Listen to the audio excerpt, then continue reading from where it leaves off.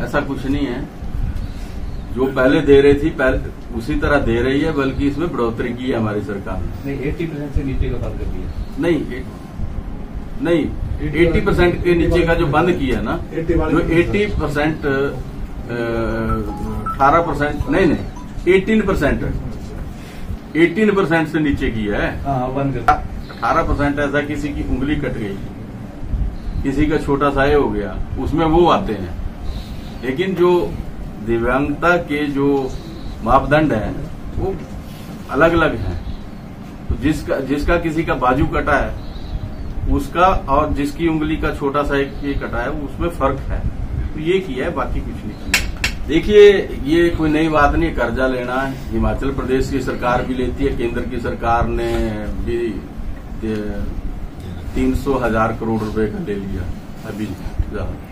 तो ये चलते रहते हैं, इसमें कोई बड़ी ये नहीं है। पूरे हिंदुस्तान में गर्मियों में समस्या पानी की होती है, उसी में लदरौर भी आता है। तो ये कोई नई बात नहीं है। वहां किसी ने बीजेपी वाले ने अनुराग जी को चिट्ठी लिख के बोल दिया कि दो, तो वो उनसे मैं कहना चाहूंगा कि अनुराग जी को ये कहें कि अपनी सांसद निधि से 93 करोड़ रुपए की स्कीम सैंक्शन हुई, उसके लिए पैसा दे दें। अनुराग ठाकुर जी अपनी सांसद निधि से 93 करोड़ रुपए दे दें और लदरौर क्षेत्र की जनता की जो पीने के पानी की समस्या उसका समाधान कर दें। चिट्ठी लिखने से क्या होगा? वो तो प्रोसेस चला, हमने चिट्ठी लिखी है, हम उसको कर रहे हैं। लेकिन जो ऐसी बातें कर रहे हैं उनको मेरी सलाह है कि अनुराग ठाकुर से चिट्ठी मत लिखाओ।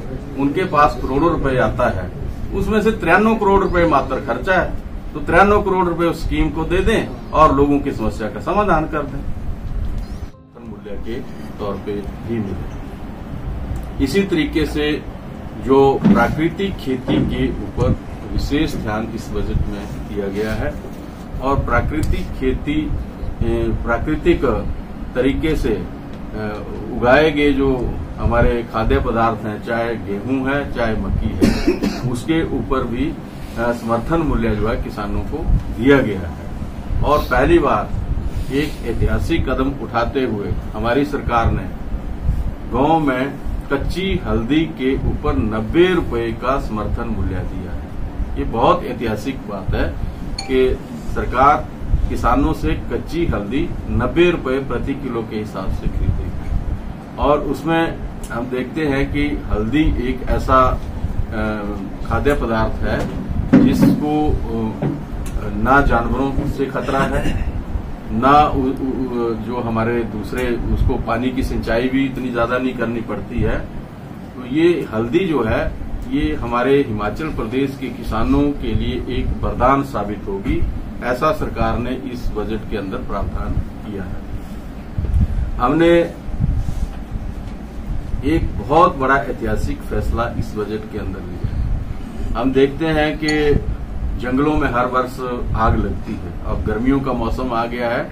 अब ये जो ऐसे वाकये हैं वो हर जगह हर जिले में होते हैं।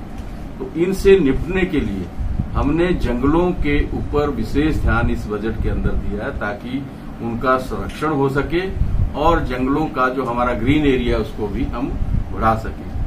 इस योजना के अंतर्गत हमने 1 से 5 हेक्टेयर तक की जो बंजर भूमि है वो महिला मंडलों और स्वयं सहायता समूहों और युवक मंडलों को देने का निर्णय किया है और उसपे वो पौधे भी उगाएंगे और उनका संरक्षण भी करेंगे।